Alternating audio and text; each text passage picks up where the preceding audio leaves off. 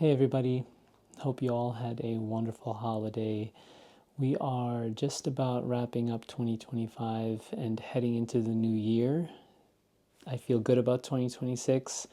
I know there's a ton of craziness right now, but I find a lot of comfort in YouTube and hiding away here and just, you know, engaging in all my various kinds of hobbies. Which, with that said, this channel is called All of the Above and Beyond in reference to all these different kinds of hobbies that I like to do. And before we jump into that stuff, just a quick introduction. My name is Kevin. I live here in North County, San Diego with my partner and my brother. We have a house here and we moved here in early 2023. So again, this channel is called All of the Above and Beyond because historically I have loved to dabble in all kinds of things. And over the years, it's been kind of like, depending on the hobby, it's been hot and cold, right, with some of these things. So, for instance, photography, sewing, knitting, fragrance, baking, gardening, and plants, you name it. I love trying new things. And you'll see here behind me that I can be pretty obsessive with things when I get into them, especially at first. Like, if there was ever a rabbit hole, I have been in there and back. And I just love that. I love exploring a new world and learning new things. And so I hope that this channel will allow me to share a little bit about what I've learned and what I'm continuing to learn in these hobbies as I do them. So let's just go ahead and get started with the first hobby here that I wanted to talk about today, and that is knitting. So for some context, I started knitting about a couple of years ago, and that was when I had first come down with COVID. Amazingly, I didn't get it from like 2020 until sometime in 2023. I happened to somehow avoid it in all that time. But in 2023, I came down with COVID, and that's when I first kind of dove into the fiber arts. I started with crochet at first. I was at home quarantining, had nothing to do. And so I was like, why don't I put on a YouTube video and figure out how to crochet? So I did that, learned how to crochet a little bit. And as I started to learn how to do that and explore all the different kinds of possibilities, I realized that I felt that maybe knitting was going to be more appropriate for the things that I wanted to make, like garments. I found that crochet, it's beautiful, it's great, but it was more suited to, kind of accessories and things in my mind. Just the way that it drapes or the way that it creates structure in the finished fabric. And so, I think late 2023, I started to learn how to knit. And I was really inspired by my sister-in-law, who has been knitting for years and years and makes like wonderful things and has her own hand-dyed yarn business. So yeah, amazing. And I just knew that I had to try it, right? I mean, there were all these signs that were right in front of me that this was something that would be really fun to give a shot. So I tried knitting, got really into it, bought like all these interchangeable needle sets, like the Chow Goo sets, the metal ones, the bamboo ones, got a bunch of yarn, and then I started trying out various patterns. Started with like beanies and scarves and things that didn't involve, overly complicated techniques.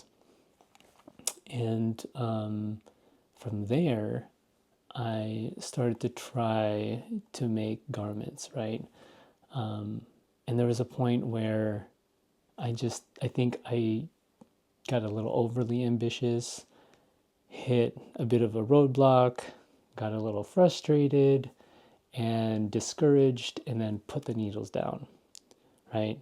I don't think I knit anything at all in 2024. I don't think I really did much in 2024 as far as knitting, but I recently picked up my needles again this past summer in 2025, and I've had a great time since. It was kind of amazing because at first it was a little bit clunky. I had to remind myself how to do certain things, but for the most part, the muscle memory kicked back in, and that I thought was really cool. So, let me kind of go through, for this knitting segment, let me start by going through my FOs, the recent FOs, and then I'll go through whips, and then some projects for the future that I want to try out. So, starting with FOs, I have this Sophie scarf right here in this red color that I did in the summer. This was a great one. I was knitting this kind of poolside during the summer. We have like a pool here in the neighborhood, a community pool, and when I was kind of done swimming, I would just, sit on one of the chairs and knit this little Sophie scarf while, some other people were playing in the pool, and it was just great. This one I thought came out really well. I love this yarn. I don't remember which yarn I used for this because it was a yarn that I think I purchased 2 years ago, back when I'd first started knitting. But I just liked the red color and wanted to give this, put it into scarf form. And I think it's just this is the fabric that I was going for here with the scarf. It's like not too structured, but you can tell it's kind of like, it's soft, it's flappy, it hasn't been pilling. So yeah, I love it. It was a great project to get back into knitting after having been away from it for, over a year. So yeah, that's my Sophie scarf. And then the next FO that I then attempted was this poppy tee right here. This is the poppy tee by PetiteKnit. I used, Modus Operandi Fibers Targhee worsted. I will say that I did not do a gauge swatch for this, which was probably not the best idea. And I also did not really take into consideration how this tee would drape and what the use for this overall garment would be, because if I took that into consideration, I probably would not have used a worsted yarn when the poppy tee calls for DK. I would have wanted something more lightweight, a little bit more airy, less dense than this one. Nonetheless, I think I'm happy with the overall construction. I think the fit is fine for this. I was actually kind of worried that maybe the shoulders were going to be a little too tight,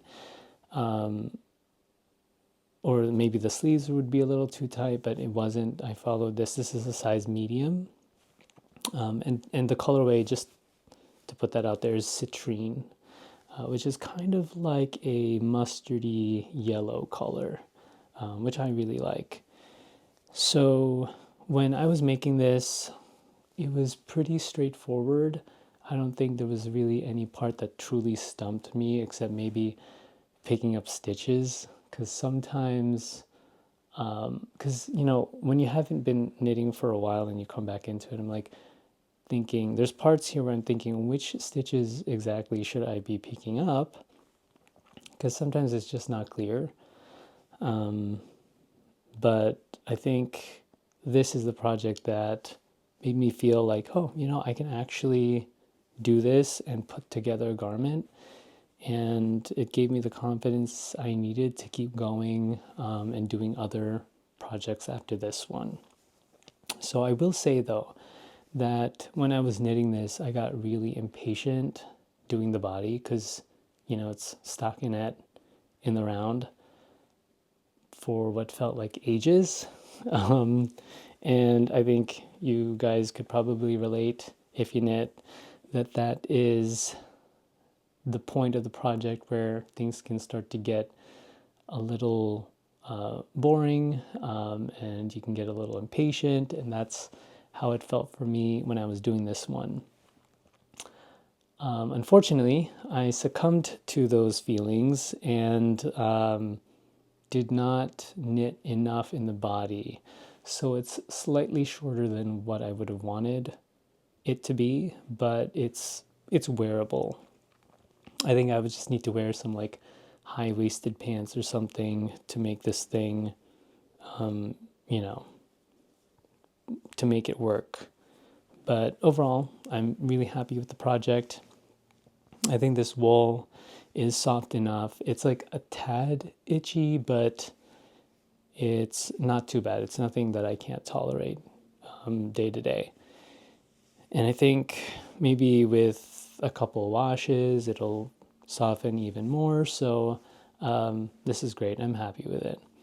I will say that, again, like I said, practically, the fact that I used a worsted wool wasn't the best idea for this project just because it is a t-shirt. So it being a thick t-shirt, it's like, what season would I wear this in?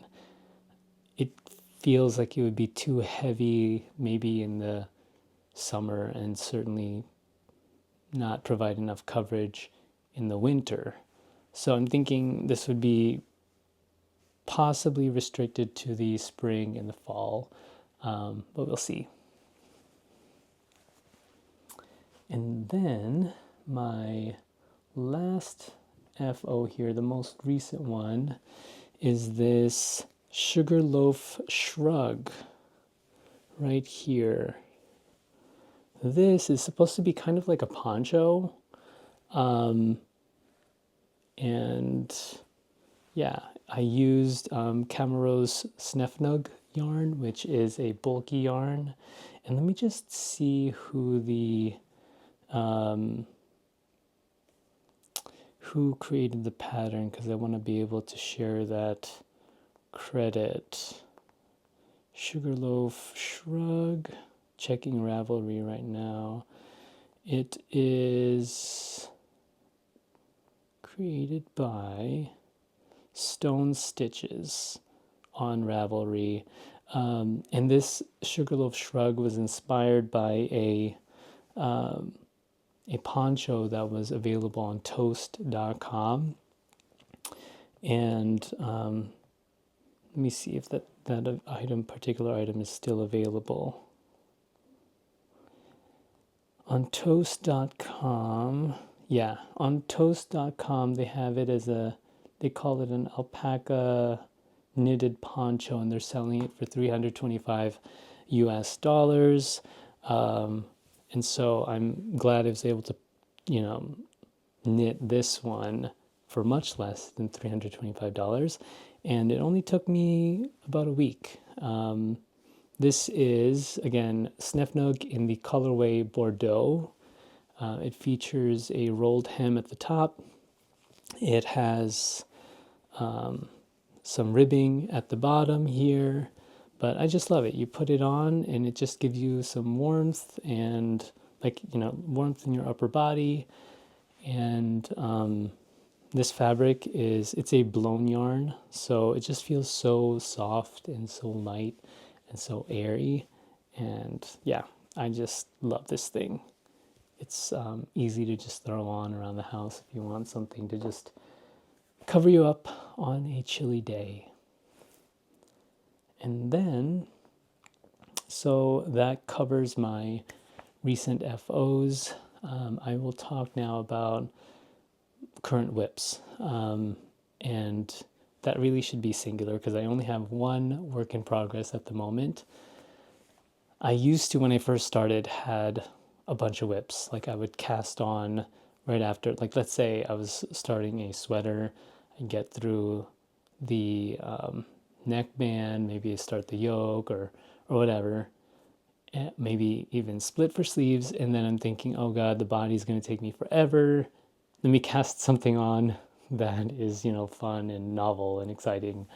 And then what would end up happening is that I'd have all these like unfinished whips and get a little bit overwhelmed. So what I'm trying to do now is keep it to one whip at a time and just tell myself to finish that, stay dedicated, and then your reward is that you can move on to this next fun project after you finish the whip. We will see how long that mentality lasts. Hopefully I can keep that up and keep the cast on demons at bay. But yeah, let me share my current whip. It is the Monday sweater by PetiteKnit. Let me find. Yeah, this is the Monday sweater by PetiteKnit. Right here, I split for sleeves yesterday, and it's been I started this thing on Tuesday. Today's Sunday, so yeah, I think I'm making good progress on this. It has a folded neckband. It starts there, and then you kind of work on the raglan and the yoke. And now I'm on the body here. So I started working on the body yesterday. I have about 2 inches of it worked, so pretty good progress. I have not made the Monday sweater before, and I was looking for a very kind of simple, basic sweater for just kind of every day. And actually, this yarn, I had used this yarn before for a sweater that I started a couple years back that I did not finish, and I wanted to pick it back up this time. But when I was making the sweater before, I was a lot like heavier, and so I had started a larger size, and I would have had to drop it down a couple sizes, and so I decided to just frog it altogether. And then pick a new sweater pattern that I wanted to use this yarn for. So yeah, I'm really happy with it. This is madelinetosh Tosh sock in the colorway Antique Moonstone, which is the blue part of this fabric here. And then the orange part is Loco's Suri silk in the colorway Pumpkin. So yeah, I just really love it. It feels super soft too. I tend to like Suri over alpaca just for, Suri over mohair just because I find it less itchy. But yeah, this is super squishy and super soft, and I'm excited to finish it. So I think maybe I'll need another 3 to 4 days to finish the body, depending on how much time I have to knit, and then I'll do the sleeves and then be done. So yeah, that is my only work in progress at the moment.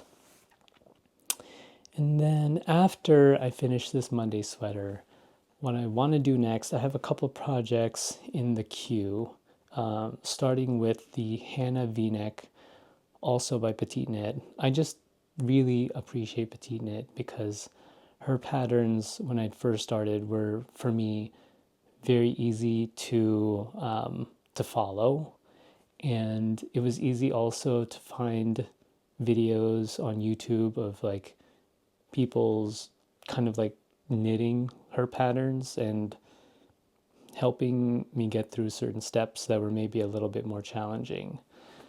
So yeah, I am going to work the Hannah V-neck in the suggested yarn, which is Sandnes Garn's Atlas. This is a 70% Norwegian lamb's wool and 30% merino wool yarn. And this is in the colorway, what colorway is this? I think it's called,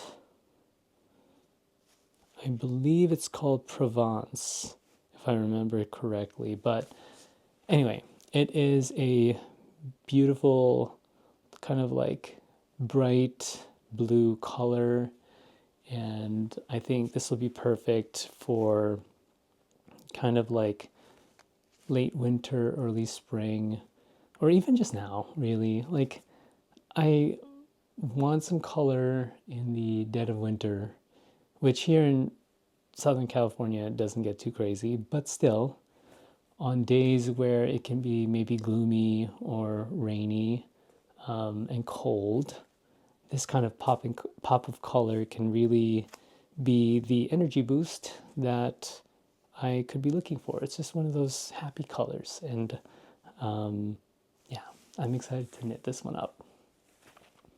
And then after the Hannah V-neck, the next project I want to take on is the Olga sweater, also by PetiteKnit, to kind of change it up. So the Hannah V-neck I chose because I wanted to do a different neckline, right? I wanted to do that V-neck. The Olga sweater I want to do next because I want to add more color. I want to do some striping. So I'm trying to shift from, the basic shape of the Monday sweater and take on kind of other new details in sweater construction. And then maybe someday I'll start to do cables and color work and get into that world. So very excited. But the Olga sweater, I plan to knit with these two yarns here. And keep in mind, I do intend to do a gauge swatch, so I'm not 100% sure how these will work or if I'll like it, but tentatively speaking, this is my plan. I mean, look at this. This is Manos del Uruguay's Malle. It's a 100% superwash merino. I mean, just look at the colors there. That is stunning. I just love that. There's various shades of blue from kind of like light to dark. There's beige in here. There's some white and cream. So it's like a really, really beautiful yarn that I'm excited to try. And then for the other set of stripes on the Olga sweater, I plan to use this brushed Suri DK from Blue Sky Fibers. So you'll see it's definitely fuzzy. It's a Suri and it's a DK weight. So I'm thinking that this finished Olga sweater will be full of color and texture and be really exciting. In my head, it's like glorious, but we'll have to do a gauge swatch to see if what I have in mind is really how it's going to play out. So very excited about that. And that basically concludes the knitting segment of this video. I will move on to perfumes next, so feel free to either stick around or jump on to another segment or to drop off. But either way, thank you for listening to everything I had to share about knitting. All right, now we are on to the perfume segment of the video. So if you are still tuning in from the knitting segment, welcome. Thank you for staying. And if you are here strictly to watch content about perfume, welcome. Thank you for joining. So today I just wanted to run through a few fragrances that to me really stood out in 2025. These aren't necessarily fragrances that I wore the most, but these could be fragrances that I just thought, I felt nice wearing, that I really enjoyed a lot. maybe fragrances that had surprised me that I hadn't considered in the past, that this year really kind of took the stage and found the limelight. And I wanted to share some of those fragrances with you. So let's start with the first one here. I actually have them all out here, but let's start with En Passant by Frederic Malle, which is a gorgeous lilac perfume. This one is like the definition of light and clean. It's like a soft purple floral, which shouldn't be surprising because the primary note is lilac. But from what I hear, this is regarded as one of the truest, most photorealistic lilac fragrances out there. I don't know, I don't personally know what real lilac smells like.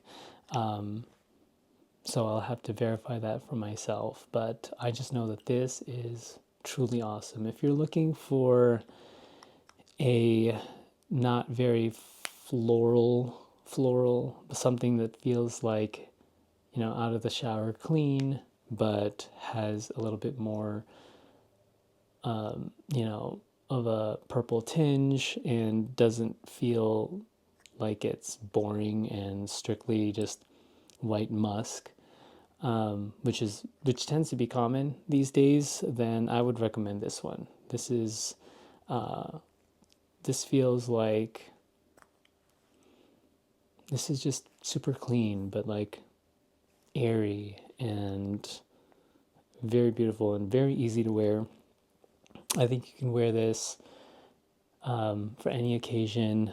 This is office safe. And when I wore this, honestly, you would think that with it being such a light and diffusive and airy fragrance that it would just disappear on your skin. This one does not. Don't get it twisted. This is, it actually lasts throughout the day.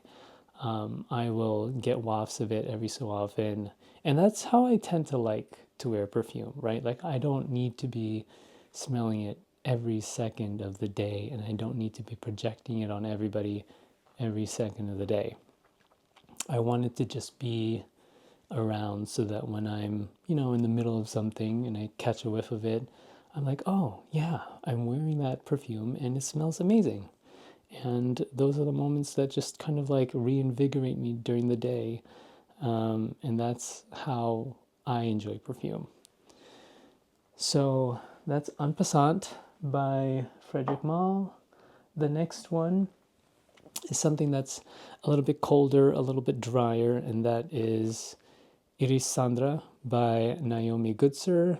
This one is, as the name would suggest, an iris perfume, and it is like iris to the max, like iris at its core. This is papery and rooty. It just smells like, wow, yeah. Yeah, it's super papery and dry, but like really wearable and beautiful. It's the kind of perfume that I think I would reach for on days where maybe it's a little bit cloudier or a little bit cooler. Yeah, but this is so good. It is not screechy. It's not powdery like some irises can be. It's absolutely beautiful. I truly enjoy having this in my collection. And yeah, I don't know what else there is to say about this one, but I'm glad to have it. You know, there's iris can often play a supporting role in a lot of fragrances to add a powdery kind of facet to the scent. Here it is at the forefront. It's not adding powder, it's adding that rooty, papery quality, and it's all there.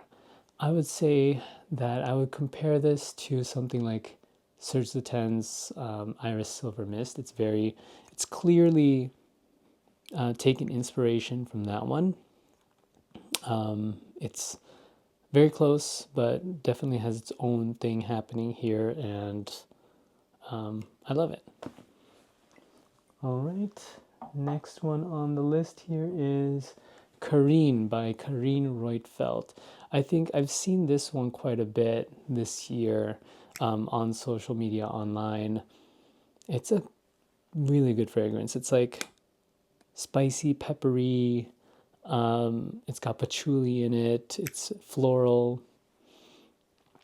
But I would say that this is a truly unisex fragrance. Like, this is, if I had to pick a signature scent, this could be a strong contender for that, because it just feels like it would transcend, seasons, even though I don't truly subscribe in, perfumes belonging to any one season necessarily. I think that you could wear what you want all year long. But Carine is a unique fragrance. I haven't come across any other perfume that really smells like this, and I think it certainly has a place in my collection. Yeah, this one's really good. It's got like a little bit of sweetness to it, but it still feels dry. It's just so balanced. It's a wonderful, wonderful fragrance, and I would strongly encourage you to give this one a try. I know when I was first looking for this fragrance, it really wasn't easy to find.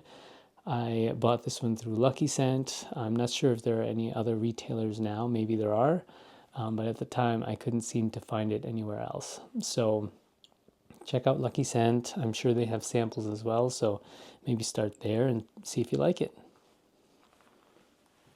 The next one I have is Ultra by Hiram Green. I love this one, and I love Hiram Green. It's a house that specializes in 100% natural perfumes, which is not an easy feat, and so I truly commend them for doing that. Ultra is an ultra floral. This one feels like a very realistic floral. It's got some narcissus in here. It's got a bouquet of florals in here, but it all feels, unsurprisingly so, natural, and it lasts. I tried this. I sprayed this on yesterday, and it just lasted all day long. I usually put my perfume on out of the shower in the morning, and by the time I had gone to the gym at around 5 p.m., it was still on me, and it was projecting even at the gym, which was not a bad thing. I really enjoyed it. I was like, I was on the treadmill, and I remembered, I sprayed Ultra on, and here it is back in like full force, because the body heat is allowing it to project once again. So this is beautiful. It's a very photorealistic floral. It feels wonderful to wear. It's not overbearing. I think this can be worn. It's got some depth to it. It's not a light floral whatsoever. So I think that it could be worn year round, certainly. And I think men, women can wear this and pull it off. And it's a wonderful fragrance and a wonderful house. The next one here surprised me, honestly. This is Camel by Zoologist. And I know that the House of Zoologist takes, kind of inspiration from this animal. They'll craft a fragrance with a specific animal in mind. It could be based on what they eat or their habitat. But the camel in particular made me a little bit concerned. I was like, what is this going to be like exactly? Like, are we talking barnyardy? Are we, thinking hay? Are we looking at something that's going to be reminiscent of what's in the desert? Camel is, at first I thought camel was going to be kind of unwearable, because I just don't associate camels with things that smell particularly nice. but this truly surprised me. It is beautiful. It is has some dried fruits. It feels rich, but it never gets too heavy. Like there is it's got like dried fruits. I think some florals in there, so it smells a little bit sweet, but very pleasant, easy to wear. I think it is not nearly as animalic as I had expected it to be, but it does have a little bit of this slight funk that makes it interesting for me. And I think if it didn't have that component, I wouldn't be convinced that it's really evoking anything camel related. But yeah, I think this is spot on. I understand where Zoologist was going with this, or what their intent was. It says here the perfumer is Christian Carbonell.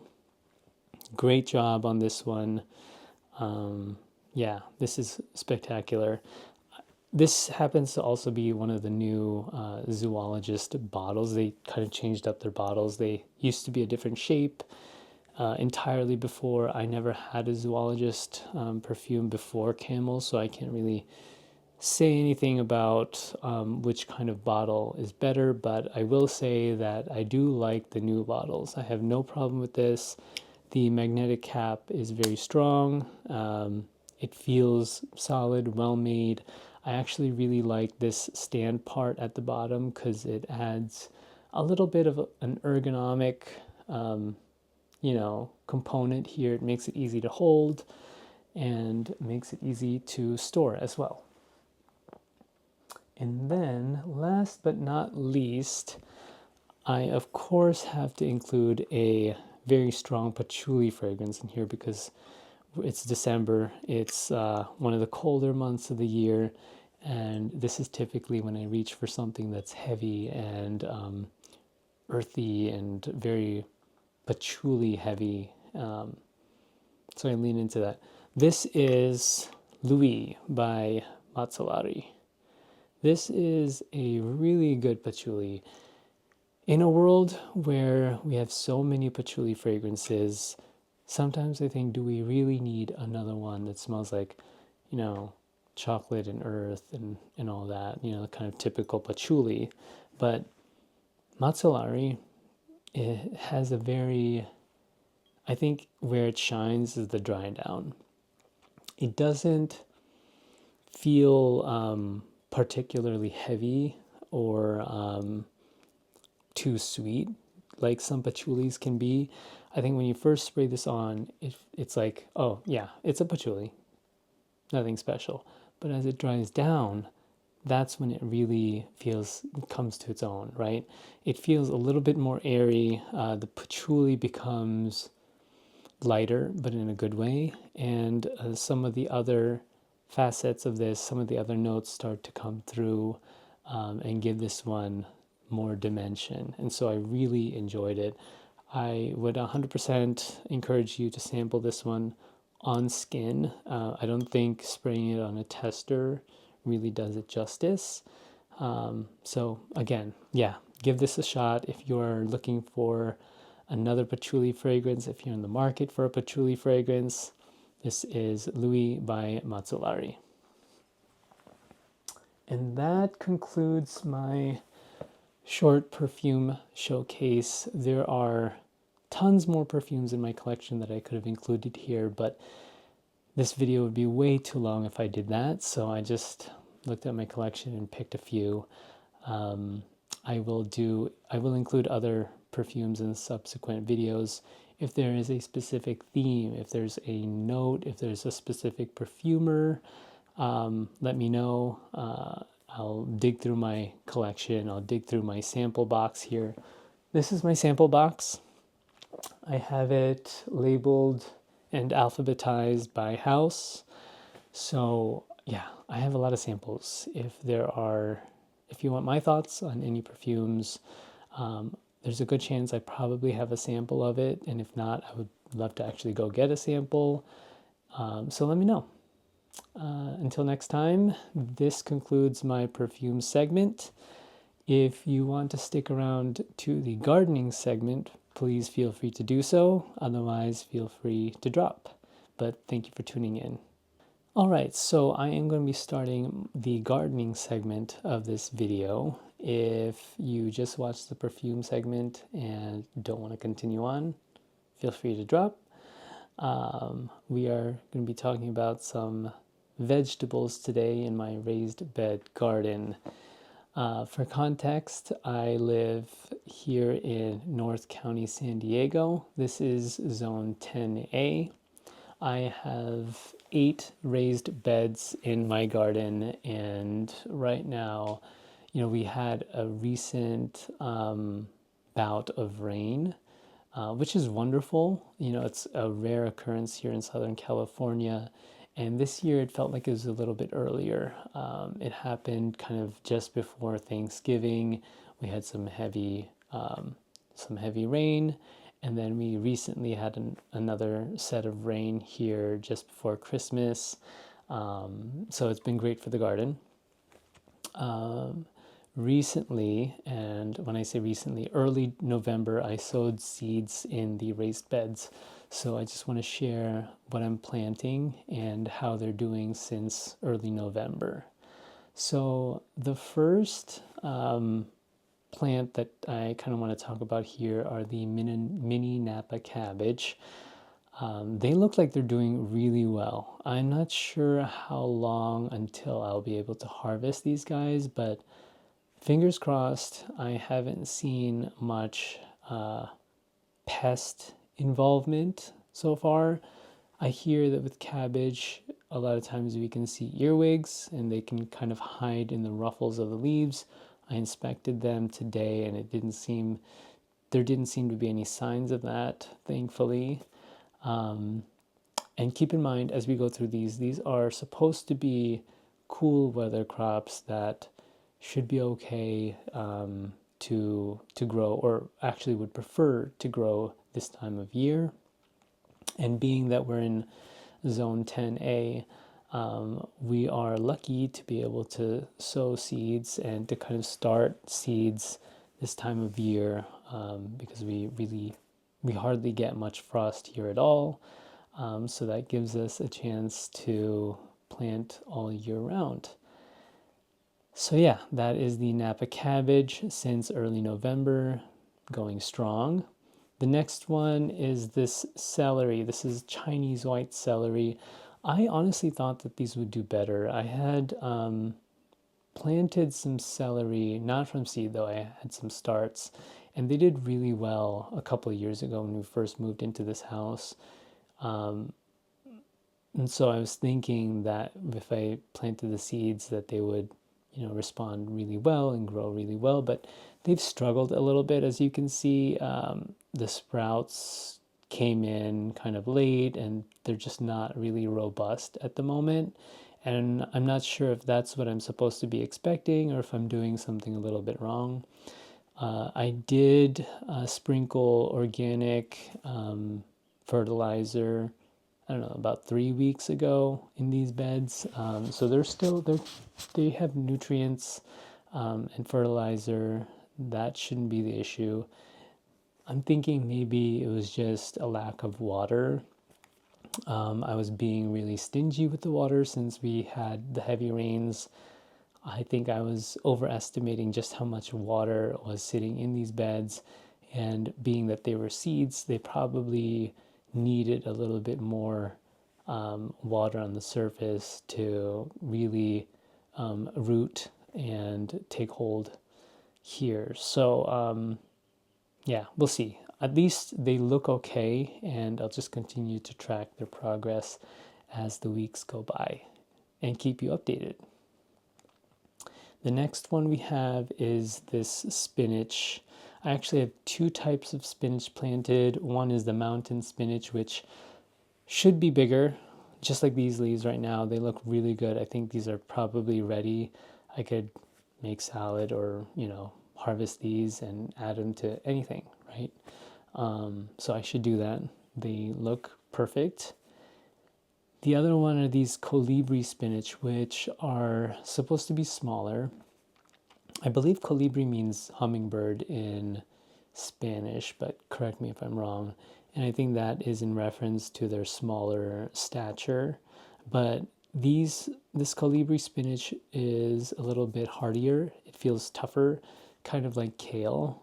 Maybe not quite as tough as kale, but certainly tougher than the mountain spinach that's planted right next to it. So it would be interesting. I think this would be good to include in stews, for instance, because it can hold up to that, to the temps and not overly wilt.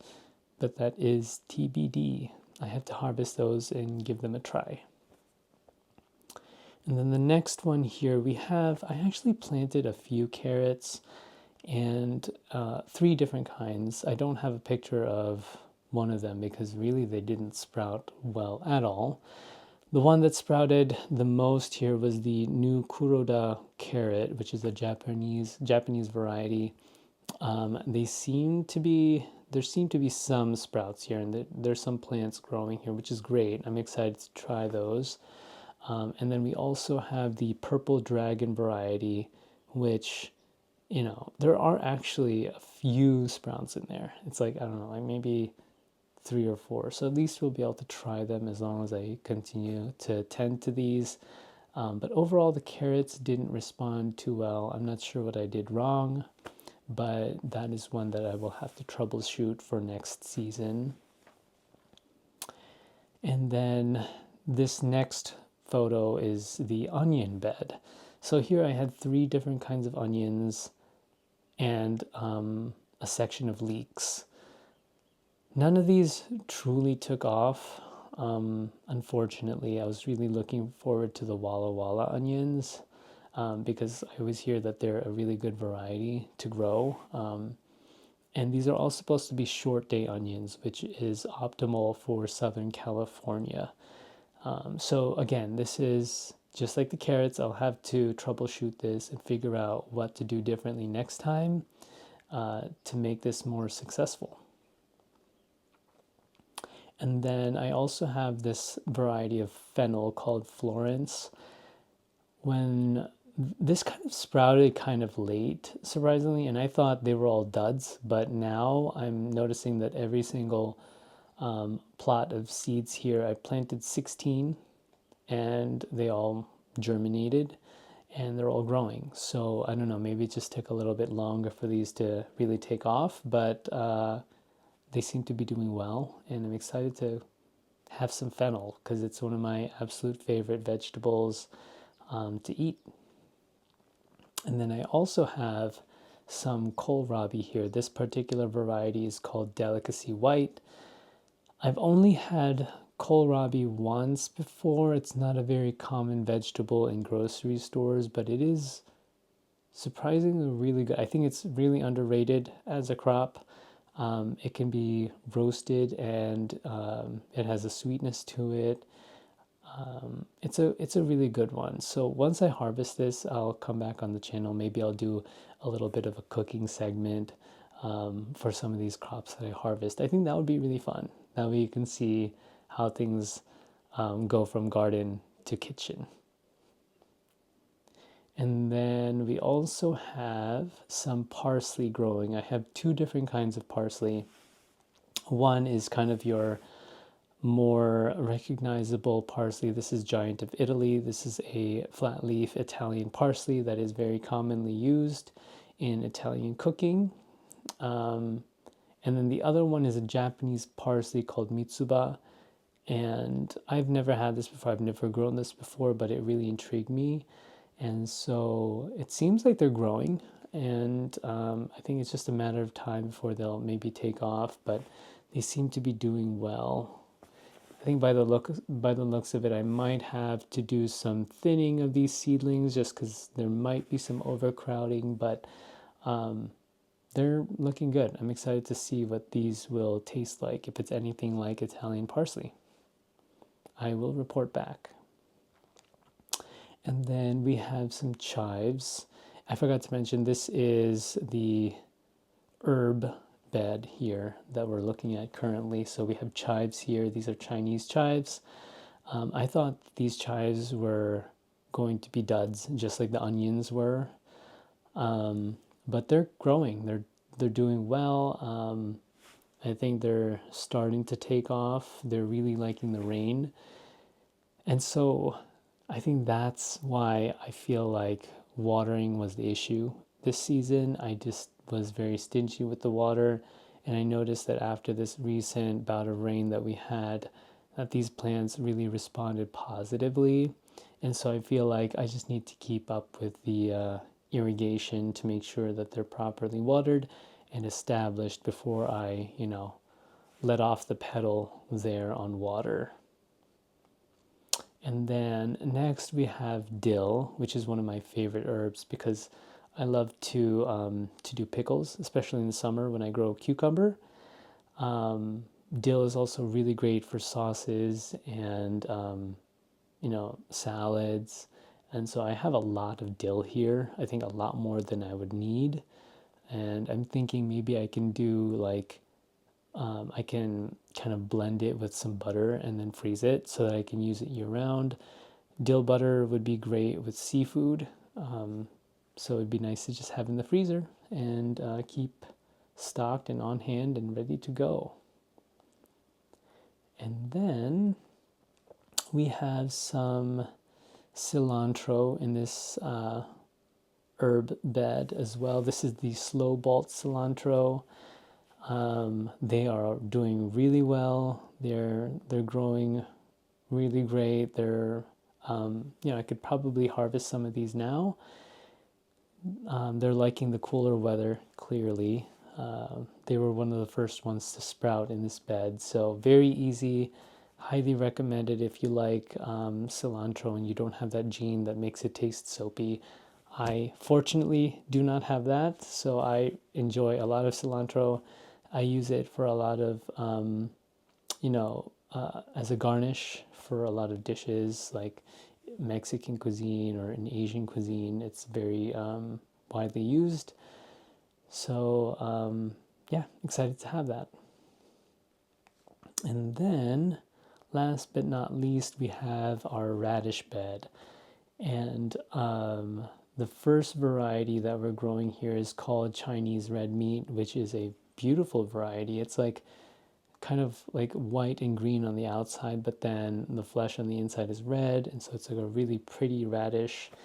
I like growing radish because you can do all kinds of things with the vegetable itself, with the root itself, right? Roast it, eat it raw, but you can also eat the greens, which I hadn't done in the past. So I was recently reminded that I could do that, and I will try that this season. But these radishes are going to be ready maybe in the next week or two, based on the seed packet stating kind of roughly 50 to 70 days to maturity from planting. So I think since early November, that would put us at around early January for that harvest. So I'm very excited. I'll do another video and possibly some kind of like cooking video with these as well, if there's interest. So aside from the Chinese red meat radish, we also have the Minowase daikon, which is a Japanese radish. It's a white radish that is tubular and really great for soups, really great for pickling. It's a wonderful radish, not a strong flavor, or not too strong of a flavor. It doesn't have as much spice as some of the kind of smaller, rounder radishes might have, like that spicy quality to them. Daikon is a little bit more, neutral and mild, and that's why I appreciate having that one here in the garden, and look forward to preparing it. So that's how the garden is currently looking. That is the progress as of what is this, December 26th, or no, I am way behind. It is December 28th today. So yeah, I think the first vegetable that I'll be harvesting will probably be the radishes, And then in the next like month or two, we can look at, how the carrots are looking, and then how the cabbage is looking as well. So yeah, thank you for joining me. If you watched the other segments, thanks for watching this whole thing. I know it was a long video, but if you tuned in just for the gardening portion, please feel free to, throw in a comment. Let me know what you're growing today. And yeah, until next time, thank you.